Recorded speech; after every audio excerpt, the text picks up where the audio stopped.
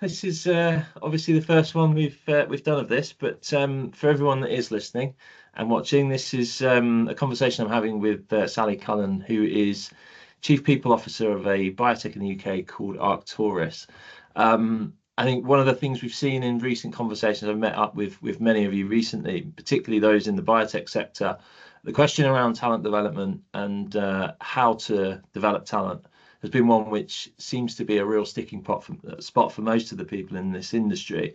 Having had a conversation with Sally fairly recently, we sort of worked through some real world examples, and I thought it'd be a great conversation to share with everybody based on what she sees, how she's done it, not just the successes, but also to share a little bit of what went wrong and kind of ascertain sort of what to look for when you're in these situations. But hopefully this is just a nice work through, a bit of a how, what to look out for, and then some other bits and pieces beforehand. Yeah, Sally, I really appreciate the time to speak and obviously to go through pleasure. it.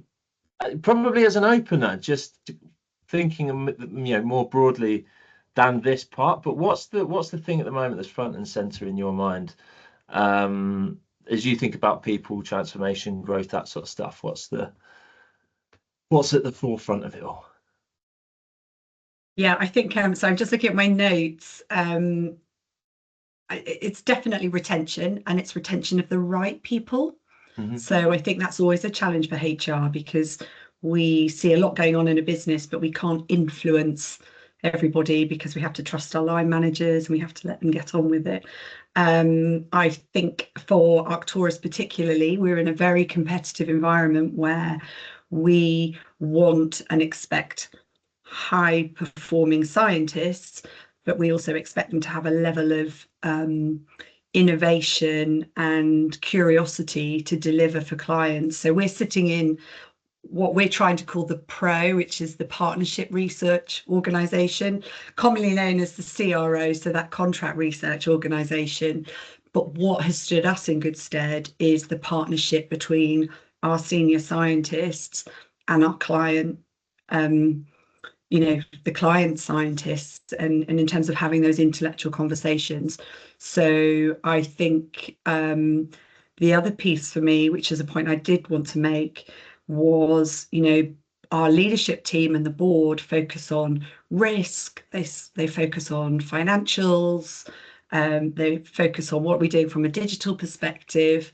But we can't take our eye off the ball in terms of retention, because we end up then doing more of an admin task, which should be unnecessary if we get the process right in terms of development. I hope that gives you a good frame. It definitely does.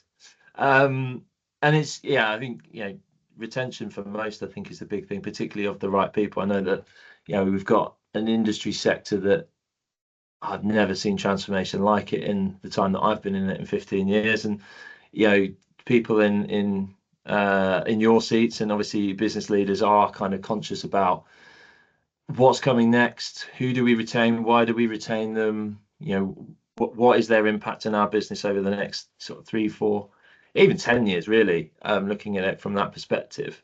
So if you're thinking then on how, because I know you've approached this with some rigor, and obviously you've had some really, really cool initiatives and ideas around it.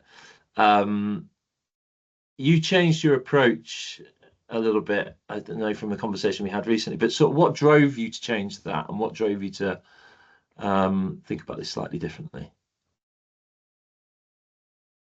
So I wanted to involve everybody, and that's a really difficult choice to make when you're in a small business that's scaling.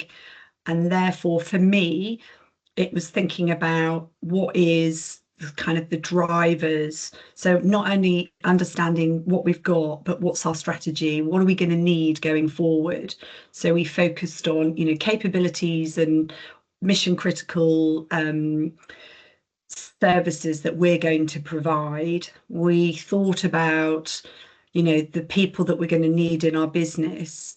And then the third area was the focus bit about where are we going to get the biggest returns on development, so where we're going to invest in our people. And you can't please all of the people all of the time, and you have to have those difficult conversations where we can't afford to send everybody on these lovely development courses. So thinking about how we did that, we had to be a bit clever, and we had to prioritize, but we had to be seen as being fair and consistent. So the sort of talent to strategy was really aligning what our core business is going to be, what the client is after, and thinking about the skills that they're coming to us to request, and thinking about how we can build on that. So we took a much more targeted approach in our development budget, and a lean approach. We also did some clever things. So through my network, we had people going on leadership courses for free to trial out different leadership courses. So we've tried 2 different courses for our line managers. One was focused on working with a cohort of other biotech professionals, and another one was more cross-functional, so working and meeting other people. Both have had mixed reviews. So one has been great from understanding and getting Arctoris out into the marketplace and understanding, and I know that we've won additional work, so some screening has come through that network. However, the diverse leadership course was really interesting in terms of building commercial skills. So there's always a trade-off in what we do. So you asked me the how, and I do tweak it. So we have a talent assessment framework, and I'm sure lots of my other buddies use something similar as part of their HR cycle. But we specifically use this talent assessment framework on an annual basis as part of the succession planning process. Do you want me to go into a bit more detail? Yeah, definitely. That would be awesome. Thank you. No, that's okay. So what we do is, and this is where we're very small, so we've only got 40 employees, so I'm in a very fortunate position that it's not a massive number of leaders. And so I sit with each of the heads of, and we run through their teams, but we look at 3 key matrices. So one is performance over time, which is obviously a standard. We look at potential, and we ask some challenging questions around potential. And then the next one for us is about readiness. So those are the 3 buckets that we start to look at. And if I look at performance over time, we look at the business results, we look at the what, and then we also look at the how. So we look at their competencies, we look at the values that they've displayed. And then from a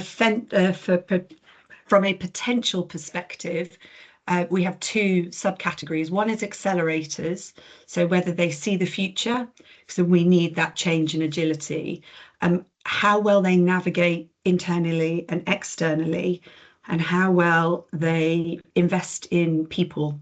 And that can be in their teams, but also across other teams. So those 3. So as you see, we start to drill down into specific questions.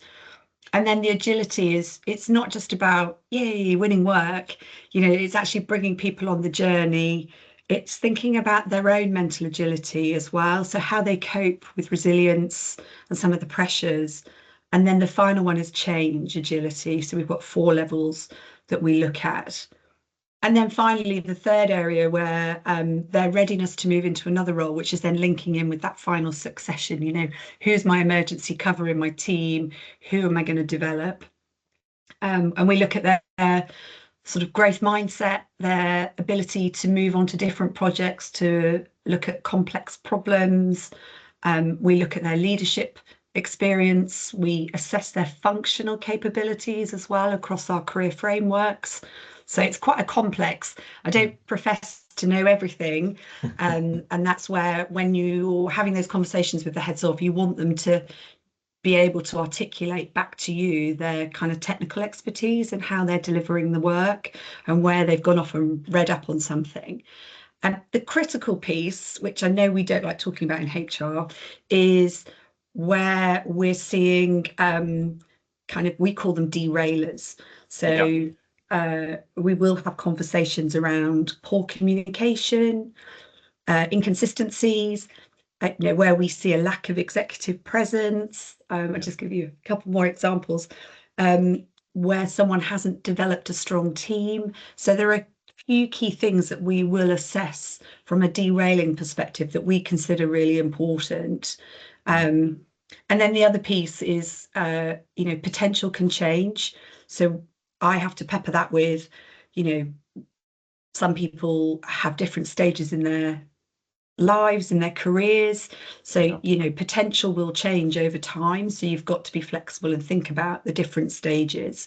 So, so our talent assessment framework is quite rigorous, but it does mean that we ask each leader the same questions, which then formulates our calibration discussion. So we then go into a calibration discussion where all the heads of then share their feedback, and we then look at where people are on a broader high potential matrices.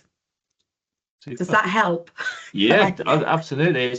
And I think that the interesting part with that is that it's not just an emotional kind of this person here and that person there. There's a real depth to what you're looking at.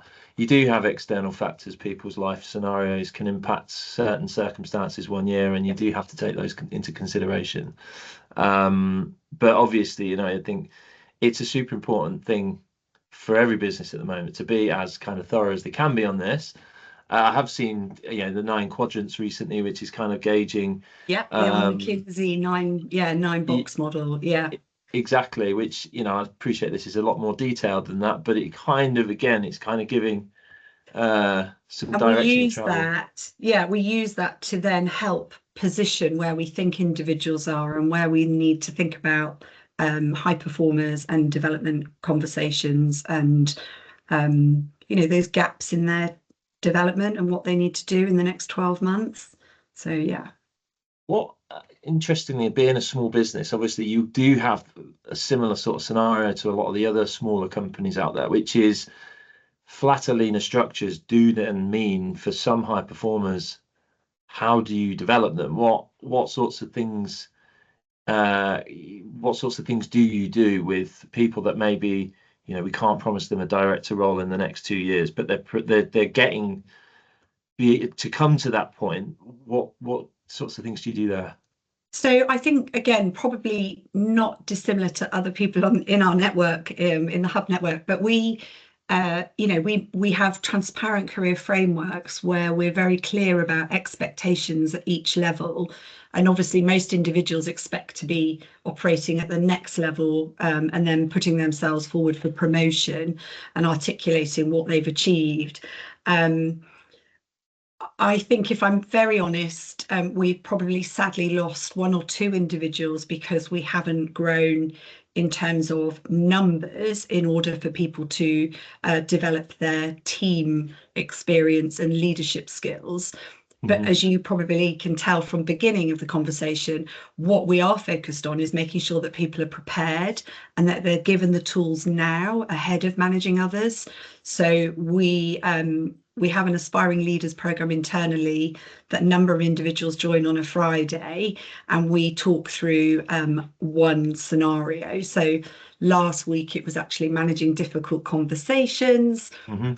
This week we're actually talking about navigating poor performers and really drilling into those. And we do it on a Friday because we make them quite informal. We have some roles, case studies to work through. But what has impressed me has been the number of individuals that have continued to turn up for those voluntary leadership modules. So we do things internally through, that have a cheap, apart from my time and the prep time. However, what it has done, it's created a lovely cohort of leaders that are ready to expand into those roles. We now know, and I think I've intimated to you, that we're going to be growing next year. We are in a good position to ensure that they're ready to take on leadership roles. as we grow. And what we need them to do is operate at the level they're supposed to be operating at. And we can only do that if we continue to grow the business and develop them. It's an interesting concept, because actually, if I look back over my career, I've sat and been in the room with people who are, there's this thing about leadership and management, and when you're a career aspirational person and you want to take on more responsibility, you want to grow, you want to become a manager and a leader in a business. I got it wrong first time round massively, and I was kind of, I really look back on this because I was a top performer, but I was not. My head wasn't in it to support other people and help people grow, and I had to make a big decision at one point to be like, I need to take a step back here. I've pushed myself too far along, and I'm not equipped. And I think one of my biggest observations now, being a leader and seeing those coming through, and it comes back to what you were saying there, which I think is the really cool part, is actually nurturing that talent, but trying to help them understand that it's more of a breadth than, when you're looking at developing skill sets, it's not necessarily the next title up, it's the breadth of skills that you need. And once you're in that seat, that you do have a real capability to communicate across so many different cohorts of information, then that bit naturally just comes as companies grow. You do start to sit in those seats, but you become more natural in the way that you're leading, versus this kind of like, commanding respect. And I've seen it, I've seen so many people do it so terribly wrong. So yeah, it filters perfectly into what you're saying there. And I guess I don't know whether it comes with experience, but for me, I think you need to start with self, and that build your own confidence. So from what you were talking about and your experiences, it was a minefield, and it possibly wasn't, and probably wasn't a minefield. It was just understanding what other people expected of you as a leader. Yeah. So we do, and again, that's probably a hint to everybody else, is don't forget those lovely courses about personal brand, understanding individual values versus company values. We do a lot of that in our onboarding, where we put the kind of what I would call the foundations in place to build confidence.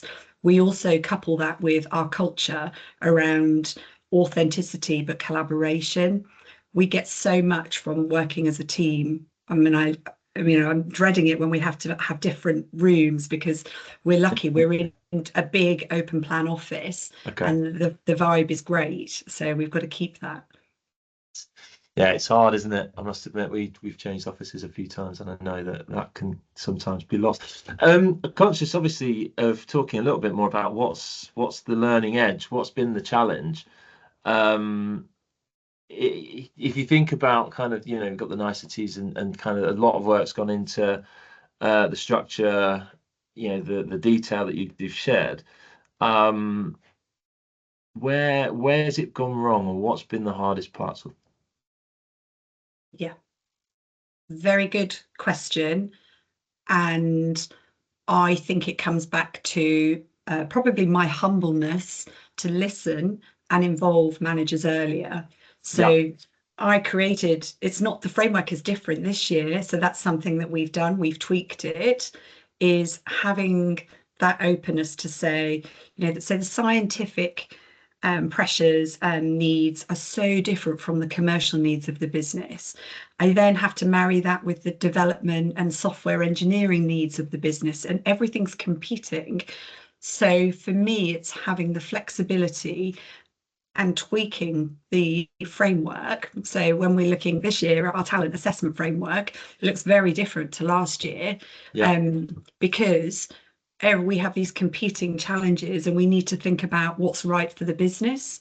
So I guess my lesson learned is be open to change and involve managers in that whole process. So I've already shared the tweaks for this year ahead of having those meetings in November before we calibrate in December. It's in, yeah. You just got to involve. Exactly. But it takes time and patience. It seems it doesn't always come naturally to some, but there you go. Don't get me wrong, it's so busy. And I think when we started our conversation today, I'm looking on LinkedIn Recruiter, I'm hiring, there are so many, you're pulled in so many directions, but just trying to remember those core HR practices throughout the year have stood me in good stead. And when you think about the leaders in those roles that, they have members in their team, how are they holding their truths to, the talk is of next year, we're going to grow. And you've almost got those kind of excited, those individuals that are excited. How are they holding true to people in their teams? So we have quite a transparent, well, we do have a transparent way of communicating through our all hands. And we have equally said, although we will grow in heads, it won't be a massive growth, because what we will be expecting is more from our leaders. So they then need to operate at the level that they should be operating at and pulling their team with them. So we've been very clear about expectations and then driving our growth strategy. So they've been on a commercial awareness journey working with our CFO around revenue expectations, capacity, business development, and just being united as we grow the business. So does that answer your question? Yeah, no, definitely. Yeah. Because when you've got to stabilize, you're looking to grow. It's a little bit of a stop-start for some people when they're like, I need to go. Yeah, I did write something down about that, because that is probably the biggest challenge is around the stability versus sustainability, and keeping that level of interest and growth and desire. And we're very lucky, we have a really good purpose in that our purpose to automate and to use AI is giving our clients much richer data streams, and therefore we're generating much more in-depth conversations. So I think in terms of our offering, it's great that we continue to innovate. I can't keep up with the robots and what's going on and the plans. So it's very interesting time. It sounds like your mission and purpose is kind of the thing that's the glue that's holding everything together in many respects. Because what I know, conversations that we had recently as a group, but one of the biggest things that it is an industry challenge is when you've got a kind of a disconnect between the workforce and then the company mission and objective, and perhaps where they're not aligned. Yes, you can look at succession planning, you can look at career development and so on.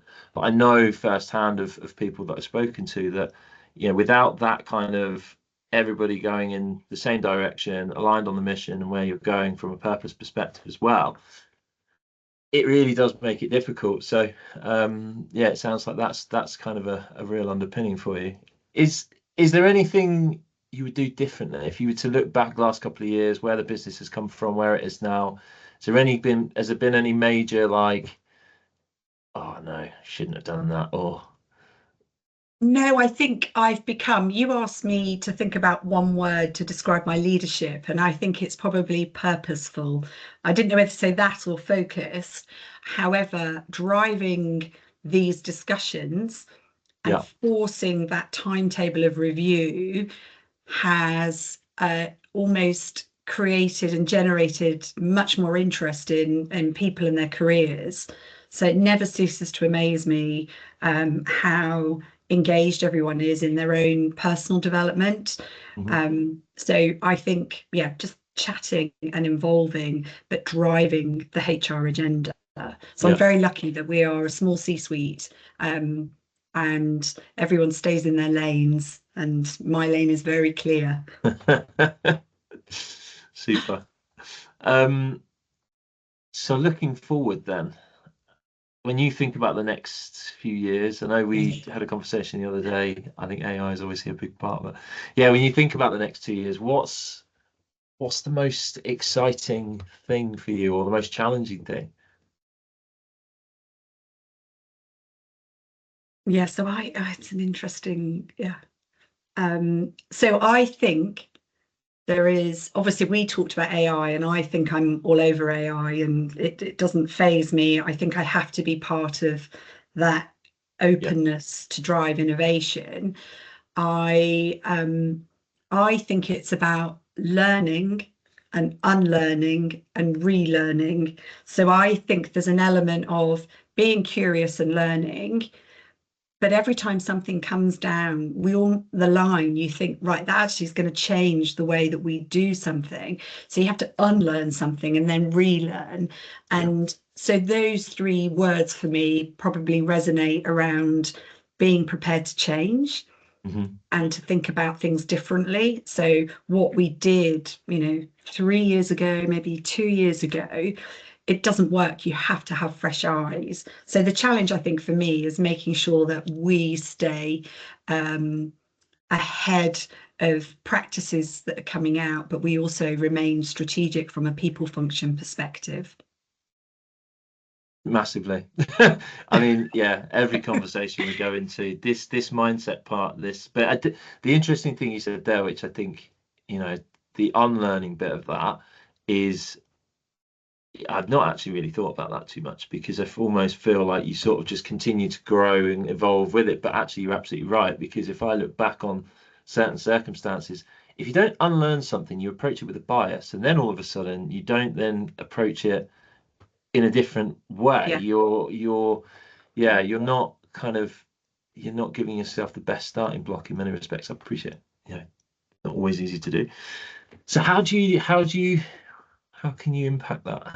Yeah, so I was thinking, so you asked me to think about what is it that's made, because we do have low turnover.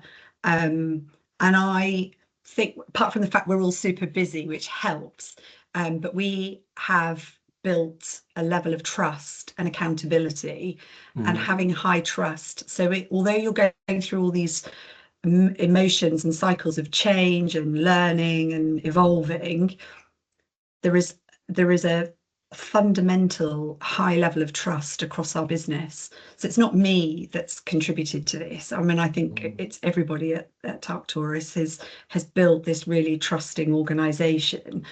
And we talk about innovation, which means you have to make mistakes. Yeah. So and we do talk about it in our onboarding, about we expect you to make mistakes. It's trial and error, giving people that it's okay that you might have to redo an assay because you've got the reagent wrong, or you've contaminated something. These things are going to happen, but the world isn't going to end.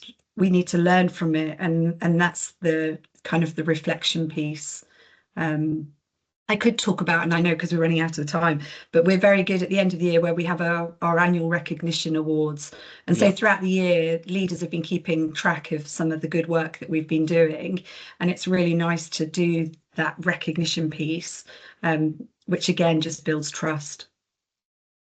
I think that's, the underpinning. And again, Joel on one of our calls recently was talking about the Navy SEALs as a great example, hiring low skill but high trust versus low trust, high skill. Purely from a cohesion perspective. And I think that kind of exactly aligns to what you're saying there as well. Obviously last couple of minutes, I'm sure, conscious we were running over, but I did ask you a couple of random questions, but I guess one word to describe your leadership right now,